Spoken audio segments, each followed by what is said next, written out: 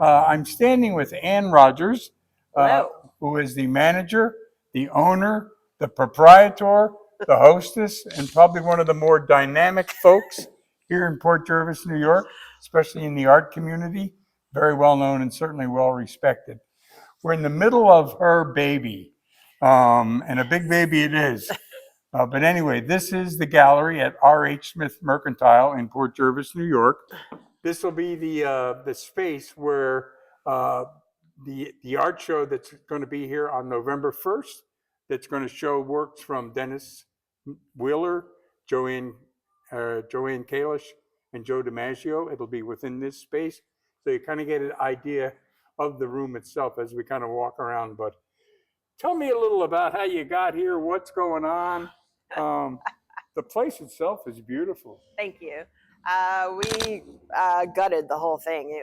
It was had walls, had drop ceiling, had raised plywood floor. We've just gutted it and taken it back down to the bare bones, which I That's love. right to the brick, isn't it? It is to the brick. Yeah, I've seen photographs of all the materials that used to be up there that were, just as you pulled them down, they were all kind of broken and everything like that, just laying on the floor.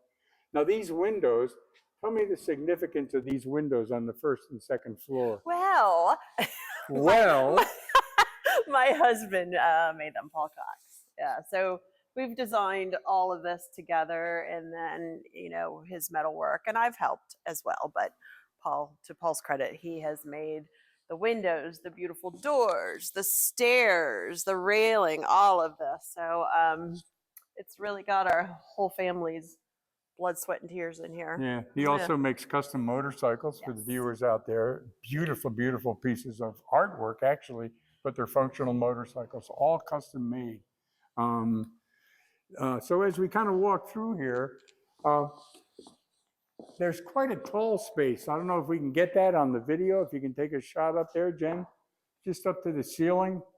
So all of that was also removed from the original building. It was, because when I walked in here, I didn't even know there was no second floor. So it was all drop ceiling with acoustic tiles and, metal framework just hanging from wires. And we also built out the mezzanine quite a bit from what it was. So the second floor was just tiny. There was sort of a makeshift apartment for the previous owner that if she didn't live here full time, but like if she wanted to spend the night or something, that she would sleep up there. But we tore it all down, like big duct heating. And you started this in 2017. 2017. Okay, here it is 8 years later. Yeah. Yep. So at first it was weekend project. And then it overtook you, and it became a lifetime project, right? For sure. Yes. As we go along here, just kind of, I think for location purposes, this is the entrance coming in, and this is on the Jersey Avenue side. And Jen, as you shoot outside, that's the old Erie Depot building, the train station that's across the street. So if you want to see some beautiful work, or if you just want to come down and see what goes on here at R.H. Smith Mercantile, this is where it is, right across the street. Okay, and as we kind of continue along, the brickwork that's here now is just fabulous. Right? I mean, it just adds to the whole ambiance of the whole room. Did you have to do anything? Did you have to sandblast that? We didn't sandblast it. Some of it had to be fixed because these are the original, front and back entrances to the original stores. So you'll see that they're all different. There were practically no windows in here when we bought it. If anything, there were some glass bricks. The 2 storefront windows were here, which will be done. And there was a few like 18 by 24 windows along there. So it had to be, some of it, the bricks had to be knocked out. And then it had to be, the masons came in and made spaces for the windows. We picked a size that would fit, since each one is a different size, Right. a window that would fit into the smallest one, and Mhm. just repeated it all the way around. It's magnificent. Yeah. You just didn't fill a space. You made a piece of art. All Yeah. those windows are just, it shows the craftsmanship that Paul uses in everything that he does. Yeah. Super talented guy, her husband, Paul Cox. I love the floors. Jamie Fedoric. He redid Who is that? Jamie Fedoric. He's Jamie third Fedoric? generation woodworking floor guy. He came in and just did such a beautiful job. Wow, unbelievable. They all look like they're all random width boards. Yeah. They were original, right? No, they were not. No? No, this is actually This all is all here? You new. put all these down? This is all brand new here Wow. and upstairs.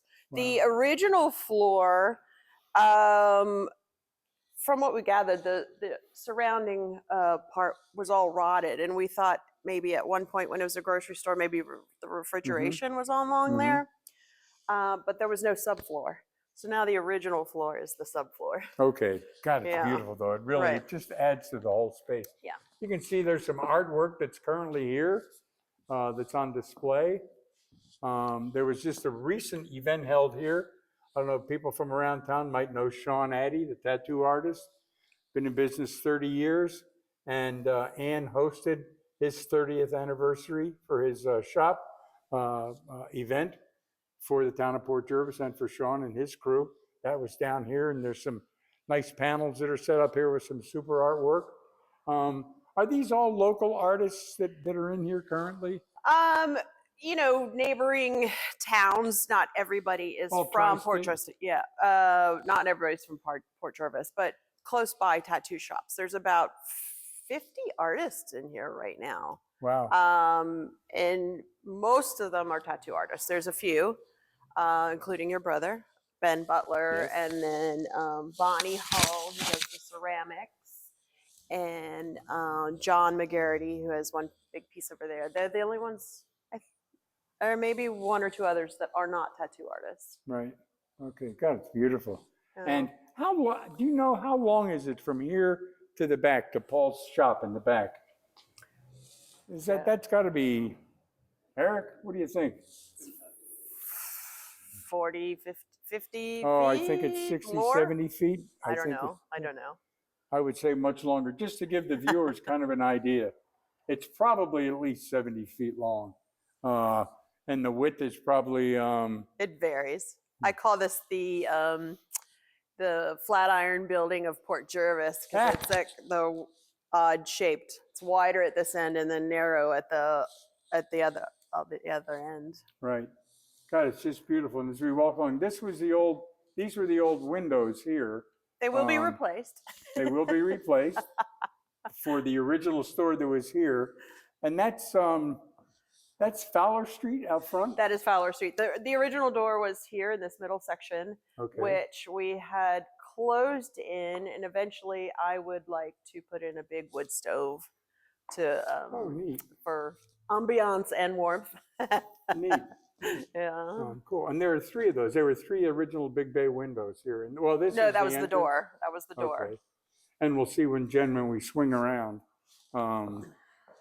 And over here, this is the dining room. This is where we have dinner. This is where they bring the food out, kind of thing.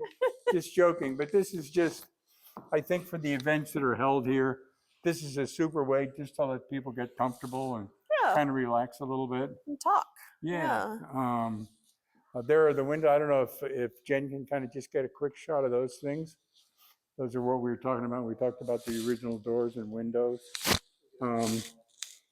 And now this is the other entrance opposite the main entrance, right? Which would be called the exit.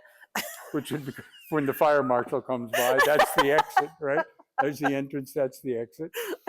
Okay. But that leads out onto, what's the name of that little alleyway back Well, there? that used to be Front Street. When I bought this building, this was still the working street, and it went like this and came together at the end of the promenade, and then they closed it off and made it parking and made the promenade bigger. Okay, just for the viewers out there, that's Tri-State Appliance. I think Stacy, the hairdresser, is there as well, as long as some other shops. This chapter, I think, is a new bookstore that Yeah, just Sam opened. owns that this chapter bookshop. That's across the street there on the old Front Street side of it. We're gonna have a big book fair in February with already 20 authors so far coming for book Wow. signings and stuff like that. Won't that be terrific? Yeah, that'll be here.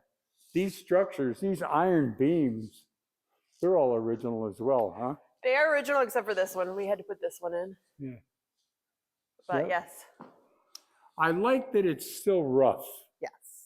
That it's not painted and looks, I mean, it just, I think one of the beauties of the place is that it just feels like it's been here for a while.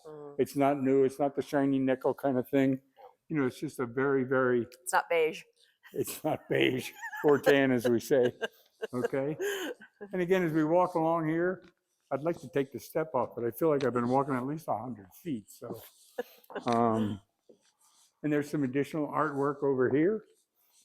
Are these old tattoos? Or I shouldn't say old tattoos, but illustrations of tattoos that were done for Sean? I don't think that any of these are actual tattoos. I think they're just their artwork that they do. I could be wrong, but no, I think it's just the artwork. Okay. And if we swing around here, this is the spot that if you just saw the interview that we did with Joe DiMaggio and Joanne Kalish, that was shot down here. That is a magnificent space up above. Yeah. That balcony space upstairs. And the staircase is magnificent. That was also done by your husband. That was also done by my husband, and the treads are from Brooklyn. They were at his old shop in Greenpoint. They tore down a building next door, and he asked if he could have the old beams. So all the treads are from McGinnis treads, Boulevard in Greenpoint, Brooklyn. Wow. Yeah. As well as the spectacular, excuse me, ironwork that's here, etc. Just beautiful. That's a piece of work too. Yeah. And how do you use this space up here? Well, the whole configuration of the place has changed a little bit from my original thought process. Originally, that was just going to be the gallery, and then I was going to build studios down here, sort of open studios for people to come in and watch people work and have retail. But since it's been a bit of a process, I have grown to love the open space. So now, eventually, upstairs, I will build studios for artists. So it'll be there are 2 more floors in this building, by the way. Yeah, they're upstairs. Yeah, so I will do that. And then so this whole space is now more of a cultural center where I want all things art, performance art, fine art, anything, classes, and then people can rent it for events if they want as well. Sure. Someone can get married in here if they want. Right. And there's going to be an actual live play. Yes. In this space. I think probably that end? No, I think the stage is more here, and then some of it's going to happen up there, some of it's going to here. But it's Jim Blanton, I think? Well, yes, among many. It's the Port Jervis Arts, the Art Council is sponsoring it, and it's Minotti's, the Unicorn, the Gorgon, and the Manticore. Live performance here. And when is that? Sunday, November 9th at 6 p.m., and it's free. So everybody come. It'll be fun for kids and adults. Okay. Yeah. Okay. You're very involved in the community with certain clubs, organizations, those kinds of things. I try. And can we name a few? Well, I'm on the Arts Council. Yeah. I was trying to do other things as well. I have had to shift my time a little bit. So mainly the Arts Council right now. Okay. All right. And the name, R.H. Smith Mercantile. Roy Harmon Smith was my great-grandfather, and he was a mechanical engineer. And I only in my near past, because originally I have a BFA in fashion design, and then I switched over to silversmithing. And then only in the past 10 years or so, I realized that I knew that my great grandfather had invented a lot of. He was a mechanical engineer and invented a lot of tools You're or right. machines that Yep. made tools or stuff like that. But I didn't realize that one of his first jobs was at a silversmithing tool factory. So I was like, oh. He was somebody that I always loved to hear about. I never met. He passed away before I was born. Right. So there's lots of great stories about Yeah. him. I'm sure he's one of those people that if somebody came up to you and said, if you could have one person to talk to, He'd be at living or my dead, who would it be? he would be at my dinner table with Yeah, the it'd 10 be old people. R.H. Smith, right? Exactly. Yes. Well, that's really terrific. You do all kinds of events.